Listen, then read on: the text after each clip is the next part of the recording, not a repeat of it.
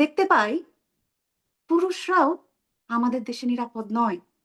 এবং আপনি যদি বলতেন নাবালক, তাও আমার একটা কোশ্চেন থাকতো, প্রশ্ন থাকতো। নাবালক, সে নিজেকে লুক আফটার করতে পারে না, খুবই স্বাভাবিকভাবে।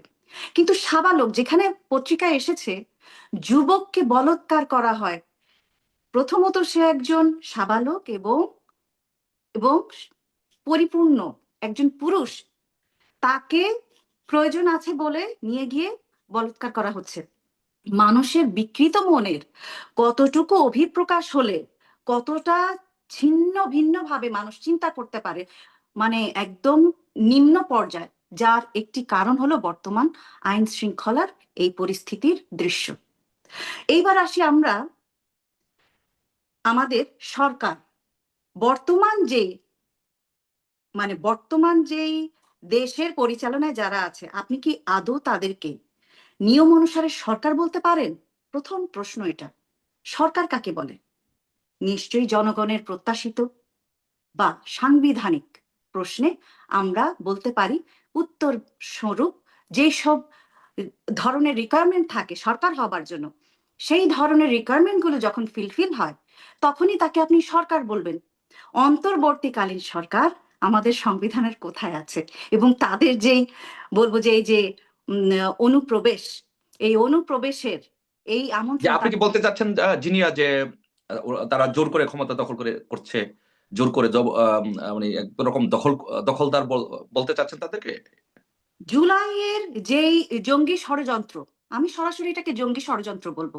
কারণ জুলাইয়ের প্রথমে যে কোটা আন্দোলন ওরা বলছিল, পরবর্তীতে ওরা যখন চলে গেল এক দফায়, এবং তাদের যে বিভৎস পরিকল্পনা ছিল, সেটাকে আপনি আমরা বলেছি মেটিকুলাস, আমরা শুনেছি তারাই বলেছে মেটিকুলাস প্ল্যান। তো মেটিকুলাস প্ল্যানের ভিতর নিজেদের লোকদেরকে মেরে ফেলা, তার ভিতরে বিভিন্ন জায়গায় সহিংসতা বাড়ানো, এবং সেই প্ল্যানকে পরিকল্পনাকে সামনে এগিয়ে নিয়ে গিয়ে ওই আন্দোলনের নামে ওই ধরনের ষড়যন্ত্রকে আরো ভালোভাবে মানুষের ভিতরে আবেগের জায়গায় যেভাবে আঘাত করা হয়েছে, মানুষ তো তখন এত বেশি ভেরিফাই করার সময় পায়নি। মানুষের ভিতরে তোলপাড় চলছে, হ্যাঁ আমার ভাই মরে গেল, আমার অমুকে চলে গেল, আমার দেশের মানুষ কষ্ট পাচ্ছে। তার মধ্যে অনেকে আমরা জানি পেইড অ্যাক্টিভিস্ট যারা ছিলেন, তাদের তো নাটকের সীমা পরিসীমা ছিল না। আপনি ভাববেন সে ভাববার সময়টা কোথায় ছিল জুলাই মাসে, এবং জুলাই থেকে অগাস্টের মধ্যে 20টা দিন সময়ের ভিতরে এত দ্রুত তাদের ম্যাটিকুলাস প্ল্যান এত বেশি ভাবে আপনারা সবাই দেখেছেন প্রয়োগ করা হয়েছে। এবং সেই আন্দোলনকে কেন্দ্র করে বিভিন্ন রাজনৈতিক এবং জঙ্গিবাদ যেসব দলগুলো ছিল, সেই দলেরাও বিভিন্নভাবে সুযোগ সুবিধা নিয়ে তারা তাদের ক্ষমতার লোভে এইভাবে একটা রাজ্য দখল করা, যেটাকে বলা আপনি হয়। যেহেতু জঙ্গি শব্দটা নিয়ে আসছেন এখানে, আমি ফাতিমা আপনার সাথে অ্যাড করতে চাই যে আমরা যে কথাটি শুনেছি যে জেলের ভিতরে যে সব চিহ্নিত সন্ত্রাসী জঙ্গিরা ছিল, বড় বড় জঙ্গি সংগঠনের নেতারা ছিল, যে তাদের সাথে একটা চুক্তি হয়েছে যে যদি এই সরকারকে পতন ঘটানো যায় তাহলে জঙ্গিদেরকে ছেড়ে দেওয়া হবে। এবং একই আমরা যে জিনিসটা দেখেছি বাস্তবে তার প্রতিফলন দেখেছি যে তাদেরকে সকল জঙ্গিদেরকে জঙ্গি প্রধানদেরকে ছেড়ে দেওয়া হয়েছে। তো এই যে দর্শনগুলো বেড়ে গেছে, আপনারা কি মনে করেন যে এই জঙ্গিদের তাদেরই তারা তো দীর্ঘদিন জেলে বন্দী ছিল, তাদের কামনা বাসনা উচ্চাকাঙ্ক্ষা এগুলো পূরণ করার জন্যই কি তারা একদম গণহারে এগুলো করছে? এইটা কিন্তু ভাববার বিষয়। প্রথমত এদের সংখ্যা বাংলাদেশে আমরা বলবো রেজিস্টার নিবন্ধিত 18 কোটি জনসংখ্যা, 20 কোটি বাঙালির দেশে আপনি যদি জঙ্গি বা তাদের যে কর্মকাণ্ড দেখেন, এদের সংখ্যা কতিপয় লোক, খুবই অল্প। এত অল্প লোকের অবৈধ মেন্টালিটি যেটাকে বলি আমরা, এই ধরনের মন মানসিকতাকে স্বার্থ চরিতার্থ করবার জন্য আপনি এত বড় জনসংখ্যাকে কিভাবে ট্যাকেল দেবেন? অবশ্যই তারা যে কাজটা করছে ভয় দেখিয়ে, সন্ত্রাসবাদ করে। তো এই ধরনের জঙ্গিদেরকে এত বছর ধরে, বছরের পর বছর ধরে জেলে রাখা হলো। তাদের কর্মকাণ্ড সম্পর্কে বিগত সরকার খুব ভালোভাবেই অবগত ছিলেন, এবং তাদেরকে চাইলে এমন কিছু যেই ধরনের মামলা, মিথ্যা মামলা হামলা দিয়ে বর্তমান ওই ইউনূস সরকার যেভাবে সবাইকে হয়রানি করছে, এগুলো কিন্তু বিগত সরকার চাইলেই করতে পারতো, করতেই পারতো। তাদেরকে একদমই একদমই এমন ধরনের মামলা দিয়ে দিতে পারতো যে তারা মানে ফাঁসির আসামি হয়ে যেত, এবং কোনোভাবেই কোর্ট থেকে তাদের জামিনও হতো না, কোনোভাবেই তারা কোনোদিন, অনেকে জামিনও পেয়েছে আমরা জানি। হ্যাঁ, যে কিন্তু না, না, আমরা যে কথাটা বলতেছি মানুষের যে কনসার্ন যে এই জঙ্গিরা যারা ছিল ওরা কি দীর্ঘদিন ওনারা জেলে ছিল, ওনাদের প্রত্যেকটা মানুষেরই তো একটা ইয়া থাকে। তো সেই কারণে কি ওনারা হঠাৎ করে বাহিরে এসে নারীদের উপরে ঝাঁপিয়ে পড়েছে, নারীদেরকে দর্শন করছে, নির্যাতন করছে, অত্যাচার করছে, বিষয়টা কি এরকম? এটা বা হচ্ছে নাকি নাকি আপনি মনে করেন যে নারীদেরকে দমিয়ে রাখার যে একটা প্রচেষ্টা, তাদেরকে ঘরের ভিতরে রাখা, বন্দী করার একটা ভয়ভীতি সৃষ্টি করা, যেন নারীরা যেন বাহিরে চলে না আসে, তাদেরকে এরকম একটা ভয়ভীতি পরিকল্পনা করে ভয়ভীতি দেখে তাদেরকে ঘরে আটকে রাখার একটা প্রচেষ্টা? আসলে আমরা একটা জিনিস আপনি খুব ভালো করে খেয়াল করেন, জুলাইয়ের আন্দোলনে পুরুষের পাশাপাশি নারীদের অংশগ্রহণ কিন্তু দেখবার মতো ছিল। যারা এসেছে রাস্তায়, এই নারীদেরকে তারাই এনেছে। এই জঙ্গি সমর্থক যারা ছিল বিভিন্ন জায়গা থেকে তারাই এনেছে, কারণ তাদের প্রয়োজন ছিল জনসংখ্যার পরিমাপে তাদের সংখ্যা বাড়ানো, এবং নারীদের সংখ্যাটাও আমাদের দেশে উল্লেখযোগ্য। শুধু আমাদের দেশে কেন, বিশ্বের সব জায়গায় নারী এবং পুরুষ সিমিলারলি, মানে এখনো বলা হয় যে বিশ্বে না নারীদের ফাতিমা, সংখ্যা আমি কম। যেটা জানতে চাচ্ছি যে আমরা যেটা জানতে চাচ্ছি যে এই হঠাৎ করে ধর্ষণটা বাংলাদেশে এইভাবে বেড়ে যাওয়া, নারীদের প্রতি বিদ্রোহ, নারীদের প্রতি বিদ্বেষ, এটা বেড়ে যাওয়ার মূল কারণটা কি? সংক্ষেপে আপনি যদি আপনি বলেন। আপনি যদি একটু খেয়াল করে দেখেন, এটা কিন্তু সিরিজ চলছে। কেন? একটা কারণটা কি? কারণটা জানতে চাচ্ছি আপনার কাছে। সিরিজ কারণটা চলছে সেটা একটাই, আমিও দেখতে পাচ্ছি, আপনারা দেখতে ত্রাস। পাচ্ছেন, বাংলাদেশবাসী দেখতে পাচ্ছে। পুরো পুরো এটা একটা ত্রাস। ত্রাসটা কি? মানুষ ভয় পায়। কিছুদিন আগে আপনি দেখলেন যে কারা এই ভয়টা পাওয়াতে চাচ্ছে? আমাদের আমাদের যারা বর্তমান জঙ্গিবাদ যারা সমর্থক, এবং যারা বাংলাদেশকে ভয়ভীতি দেখিয়ে এই অল্প সময়ের মধ্যে যারা চিন্তা করছে যে তারা সময় ব্যয় করবে, এটা কিন্তু কিছু কিছু ধরনের রাজনৈতিক দলগুলোরও এক একটা প্রচেষ্টা। রাজনৈতিক দলগুলো কি করছে আমি আপনাকে বলি, তারা এই ধরনের অ্যাক্টিভিটি দিয়ে চাইবে যে মানুষ অস্থিরতায় থাকুক। যাদের রাজনৈতিক দল এখনো হয়নি, তারা রাজনৈতিক ভাবে সময় পাচ্ছে, আচ্ছা। এই দলের সময়টা সময় ব্যয় করা আর কি। হ্যাঁ, জি, কমপ্লিট। ধন্যবাদ ফাতিমা, ধন্যবাদ। আপনি চমৎকার একটি কথা বলেছেন। আমরা জাস্ট খেয়াল করে দেখেন, জুলাইয়ের আগের থেকে এটা একটা বিভিন্ন ধরনের সোশ্যাল মিডিয়া প্ল্যাটফর্ম গুলোকে ব্যবহার করে আপনারা যদি একটু খেয়াল করেন, গুজব রটানো হতো। এখনো যেই পরিমাণ গুজব আওয়ামী লীগ সরকারকে ঘিরে তারা বলে বেড়াচ্ছে, এতে মানুষের ভিতরে সবসময় একটা সন্দেহ প্রবণ ভাব কাজ করে যে আমি যদি সত্যের কথা বলি, আমি বোধহয় আওয়ামী লীগের একটা কোনো একটা সদস্য হয়ে আমি যে কোনো ধরনের একটা মবের শিকার হতে পারি। মানুষের ভিতরে যে যে ত্রাস, এই ত্রাসটা তৈরি হচ্ছে একটাই কারণে, তা হচ্ছে গিয়ে ভয়। আর ভয়টা হচ্ছে বর্তমান সন্ত্রাসবাদকে নিয়ে। এখন সন্ত্রাসবাদ এমন একটা ব্যাপার, এইটা যখন কন্টিনিউ করে এবং দেশের নিরাপত্তা যখন আপনার ব্যর্থ হয়, তখন এটা এভাবে চলতে থাকে। তার মানে হচ্ছে বর্তমান ইউনূস সরকার এই নিরাপত্তাকে প্রায়োরিটি না দিয়ে তারা উপেক্ষা করছে বর্তমান আইন শৃঙ্খলা বাহিনীকে কোনোভাবেই পরিপূর্ণভাবে কাজে না লাগিয়ে নিজেদের ভিতরে এমন একটা বিশৃঙ্খলা সৃষ্টি করছে, যেন তারা এমন কিছু কাজে ব্যস্ত থাকে, এইদিকে জনগণ নিরাপত্তাহীনতার ভিতরে, গুজবের ভিতরে, সন্ত্রাস বা এই পরিস্থিতিতে থেকে তারা কোনোভাবেই মাঠে নেমে কোনো প্রতিবাদ করবে, তার নাগরিক অধিকার আদায় করবে, সেই ধরনের স্টেপ নিতে পারছে না। আরেকটা বিষয় হলো গিয়ে, আপনি যখন এরকম নিরাপত্তাহীনতার ভিতরে থাকবেন, আপনি কাউকে বিশ্বাস করতে পারবেন না আপনার পাশের মানুষটা আপনাকে সহযোগিতা করবে কিনা।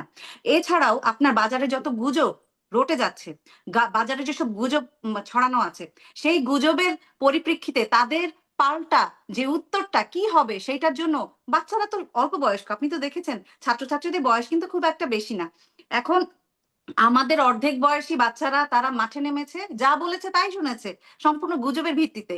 এখন ওদের কাছে এনাফ উত্তর নেই বাংলাদেশ সম্পর্কে, কারণ এখন আজকে আমি পত্রিকায় দেখলাম ওরা বলছে 1971 সালে নাকি এই ইসলাম এই যুদ্ধ করা হয়েছে, নাকি ইসলামকে নাকি আপনার কি ধ্বংস করে দেওয়ার জন্য। আজকের পত্রিকায় দেখলাম এই নিউজটা। না, এটা আশ্চর্য। আমরা দেখেছি ৭১ সালে ধর্মের দোহাই দিয়ে, ধর্মের ভিত্তিতে জামাত ইসলামী এটা করতে চেয়েছে। ধর্মের দোহাই দিয়ে মানুষকে নির্যাতন করেছে, মানুষের লুঙ্গি খুলে হিন্দু না মুসলিম সেটা চেক করেছে। এটা আজকে নতুন না, এটা হয়। না কিন্তু না না, আমার কথা আজকের আজকের পত্রিকার ক্যাপশনটা ছিল পার্শ্ববর্তী দেশ ভারত 1971 সালে যে যুদ্ধটা করেছে আমাদের দেশে বাংলাদেশে, সেটা নাকি ইসলামকে ধ্বংস করে দেওয়ার জন্য তাদের নাকি একটা পরিচালনা ছিল। এই যে উদ্ভট একটা গুজব, এটা কিন্তু কমপ্লিটলি একটা উদ্ভট গুজব। এখন একটা ছোট বাচ্চা, তার বয়স 18-19 হতেই পারে, সে চিন্তা করবে তাই নাকি, এরকম ছিল নাকি 1971 সাল, তো আর সে দেখেনি, তার বাবা মাও কিন্তু দেখেনি। মানুষ কিন্তু ওই চিলে কান নিয়ে গেছে, এটার পিছনে দৌড়াচ্ছে। কিন্তু ইতিহাসকে পড়ার জন্য, জানার জন্য যে চেষ্টা, সেটা কিন্তু তাদের আগের প্রজন্মেও ছিল না, এখনকার যে প্রজন্ম তাদেরও নেই। এবার আসি আমরা গুজব থেকে কিভাবে প্রতিকার পেতে পারি। আমি জানি এবং আপনারা সবাই জানেন, বর্তমানে সোশ্যাল মিডিয়া সহ যত ধরনের আপনার বর্তমানে আমরা যেটাকে বলবো যে স্যাটেলাইট গুলোতে আছে, বিভিন্ন জায়গায় অপপ্রচার চলছে এবং ওখানে আপনি পাবেন না। কিন্তু অনেক লেখক আছে যাদের লেখা বইগুলো অনেক আগেই বিভিন্ন জায়গায় বিভিন্ন প্রকাশনার মাধ্যমে বাংলাদেশ সম্পর্কিত সব ধরনের আপনার সোর্সেস দেয়া আছে। আপনি অত ডিটেলে পড়ার সময় না পান, কারণ এত বই পড়ে জানা এবং তারপরে প্রতিবাদ করার সময় কিন্তু এখন নাই। এখন আপনার যদি বিবেককে আপনি মোরাল ভাবে ইউজ করতে চান, বাংলাদেশের একজন জনগণ হিসেবে, বাংলাদেশ কি জামাতিরা বিশ্বাস করে? না। তারা বাংলাদেশের গান গাইবে, তারা বাংলাদেশের পতাকা মাথায় বাঁধবে, সেই অধিকারই তো তাদের নেই, কারণ তারা তো বাংলাদেশ হতেই দিতে চায়নি 1971 সালে। তাহলে বর্তমানে জনগণকে এই যে আবেগে আপ্লুত করে একটা কালো জাদুর ভিতরে নিমজ্জিত রেখে এই যে বাংলাদেশ বাংলাদেশ একটা গল্প, একটা গান, এইটা কিন্তু সম্পূর্ণ একটা প্রোপাগান্ডা, এটাও এক ধরনের গুজব। তার মানে তাদের গুজব কিন্তু সবভাবে পরিপূর্ণ। গান, কবিতা, বাংলাদেশি কোনো কিছু কিন্তু জামাত ইসলামী শিবির বা জাতীয় নাগরিক কমিটি কারো ভিতরে কিন্তু তারা ধারণ করে না। যারা বলে ইনকেলাব মঞ্চ, যারা বলে কিনা আজাদি, যাদের স্লোগানে এই শব্দগুলো থাকে, how come they become a citizen of Bangladesh? বাংলাদেশের সিটিজেন হতে গেলে you have to be first of all Joy Bangla স্লোগানের মানুষ। 1971 সালে স্বাধীনতার আগেও জয় বাংলা প্রতিষ্ঠিত ছিল। কেন ছিল? ব্রিটিশ বিরোধী আন্দোলনেও জয় বাংলা ছিল। এগুলো পূর্ব বাংলার ইতিহাস। এখন একটাই সত্য কথা আমাদের বুঝতে হবে সবসময়, আমি বুঝলাম ওরা অনেক ছোট, আমি বুঝলাম ওদের বয়স কম, শেখার শেষ নাই, কিন্তু তদুপরি তার থেকে বেশি ইম্পর্টেন্ট বিষয়, গুজব বোঝার মতো সেই মোরালিটি তো থাকতে পারে। পারিবারিক শিক্ষা, এখন বাংলাদেশের জনসংখ্যা বেশি হওয়ার জন্য মানুষের মোরালিটি অত্যন্ত কম হতে পারে, সেটাও মেনে নিলাম।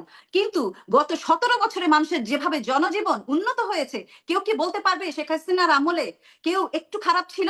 না খেয়ে চলেছে, ঘর থেকে বের হইতে পারে নাই, স্কুলে যাইতে পারে নাই। যারা বেকারত্বের মধ্যে ছিল তারা এন্টারপ্রেনার হয়েছে, বিভিন্ন জায়গায় দেশ বিদেশ ঘুরছে। যাদের পারিবারিক ভাবে যেই ধরনের কল্পনা করতে পারেনি, প্রত্যেকের ঘরে এলসিডি, এসি। আপনি মানে এখন কেউ যদি বলে এগুলো কোনো ব্যাপার না, এগুলো হওয়ারই ছিল, এগুলো হওয়ার যদি হয় তাহলে আফগানিস্তানে কেন হচ্ছে না?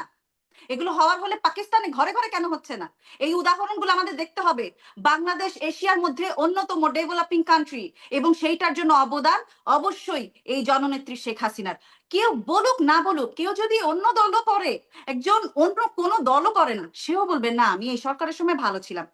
মানে একসেপ্টেন্সি আর গাইড যারা বলতে চাইবে না বাংলাদেশ মানে তাদের কথিত দেশ পাকিস্তান, বাংলাদেশ মানে হচ্ছে গিয়ে তাদের চিন্তা ভাবনা, ধর্মীয় ধর্মান্ধতা এবং নারীদেরকে পশ্চাৎপদ করে রাখা। নারীদেরকে পশ্চাৎপদ করার আরো একটা কারণ হচ্ছে তারা চায়, এটা খুব মানে যারা ধর্মীয় ভাবে অন্ধ তারা চিন্তা করে নারীরা ঘরে থাকবে, তাদের মতো ধর্মান্ত লোকেরা তাদেরকে কয়েকটা করে বিয়ে করবো। ওই যে কি যেন মাসাবা, কি যেন রাহাবা, কি যেন বিয়ে শাদী আছে, এরকম 4টা বিয়ের আমি সেদিন দেখলাম এটার একটা ম্যারেজ ব্যুরো আছে। যারা এইভাবে এই বিয়েটাকে কন্টিনিউ করতে চাচ্ছে বাংলাদেশে বসে, এই ধরনের ম্যারেজ ব্যুরো বাংলাদেশে খোলা থাকতে পারে, আমার কল্পনার বাইরে ছিল। সেদিন আমি চিন্তা করলাম বাংলাদেশের এই যে শিকড়, এই যে বিশ্বের শিকড়, এই বিশ্বের শিকড় কোনোভাবে অনেক আগে থেকে ভিতরে ভিতরে, কারণ তাদের তো কোনো অস্তিত্ব ছিল না, কিন্তু তারা ভেতরে ভেতরে এটা তৈরি করেছে। বাংলাদেশের মানুষ ধর্মপ্রাণ মানুষ, তারা আল্লাহকে ভালোবেসে ওই যে ধর্মের লেবাসী মানুষগুলোকে বিশ্বাস করে ফেলেছে। ধর্মের লেবাস হলো সবচাইতে ধারালো অস্ত্র, এবং সেই ধারালো অস্ত্রই এখন প্রত্যেকটা মানুষের মনে এমন ভাবে তারা মনে করে ওনারা যা কথা বলে সব আল্লাহর কথা, আল্লাহর কথার বিরুদ্ধচারণ করলে হয়তো বা আমরা পাপের ভাগী হয়ে যাব। এই যে এই ধরনের মিথ্যাচারকে প্রমোট করাও গুজব। দেখেন কতভাবে প্রমোট হচ্ছে মিথ্যা, রাজনৈতিক, সামাজিক, ধার্মিক, পারিবারিক, প্রত্যেকটা জায়গায় মিথ্যাচার। যেখানে মিথ্যাচার থাকে সেখানে বলেন যে একমাত্র সত্যের পথে চলার জন্য আপনাকে নিজের সত্যের সন্ধানী হতে হবে। আর সত্যের সন্ধানী হতে হলে প্রতিদিন পড়ালেখা করতে হবে। প্রতিদিন পড়ালেখা আপনি সোশ্যাল মিডিয়ার মাধ্যমে করতে পারেন, মোবাইলে করতে পারেন, বই আছে বইতে করতে পারেন। আরেকটা বিষয় হচ্ছে গিয়ে অন্ধভক্ত হওয়া যাবে না। সেটা আমাদের লোকাল যারা আছেন, ময় মুরব্বী সহ যারা মসজিদে ইমামতি করেন বা বিভিন্ন ধরনের পেশায় আছেন ধর্মীয়, প্লাস আমরা জানি অনেকে রাজনৈতিক ভাবেও বিভিন্ন ধরনের মিথ্যাচার করে, ধর্মীয় ভাবে হোক আর আপনার সামাজিক ভাবে হোক, কখনো ধর্মান্ধ কাউকে ভালোবাসা যাবে না। আমরা আমাদের বাবা মাকে ভালোবাসি, আমরা আমাদের বাবা মাকে শ্রদ্ধা করি, বাবা মারও ভুল হতে পারে, কিন্তু আমরা বাবা মার সেই ভুলকে অনুসরণ করে কিন্তু সারা জীবন ক্যারি করি না। আমরা চিন্তা করি আমার বাবা এই ভুলটা করেছে বা মা এই ভুলটা করেছিল, ঠিক আছে আমি এই লাইফে এই প্রজন্মে আর করবো না। কিন্তু জামাতে ইসলামী বা শিবির বা বর্তমান জাতীয় নাগরিক কমিটির এই যে মানে বাচ্চা কাচ্চা আন্ডা বাচ্চারা তারা কিন্তু সেই 53-54 বছর আগের সেই বাপদাদা পূর্বপুরুষদের ভুল এখনো কন্টিনিউ করছে। তার আপনি মানে কি বলতে চান ফাতিমা, ভেরি ইন্টারেস্টিং, আপনি কি বলতে পারছেন যে 71 সালে যে জামাত, রাজাকার, আলবদর, আল শামসরা যে ভুলটা করেছে, তাদের ছেলেমেয়েরাও আজকে সেই ভুলটা, একই ভুল করছে, সেই ধর্মের একই ভুল দোহাই দিয়ে রাজনীতিটা করতে চাচ্ছে একই ভুল করছে এবং একই ভুল বাংলাদেশের মানুষকে ভুল পথে পরিচালিত করতে চাচ্ছে, একই ভুল করছে একই ভুল করে যাচ্ছে। কমপ্লিটলি ধর্মীয় ভাবে যে সংস্কৃতিকে নষ্ট করে দিয়ে আমরা ইসলামের আমাদের 1,500 বছরের ইসলামের আগে যে যে ফাতিমা তাহির, আপনার কাছে ভেরি ইন্টারেস্টিং এবং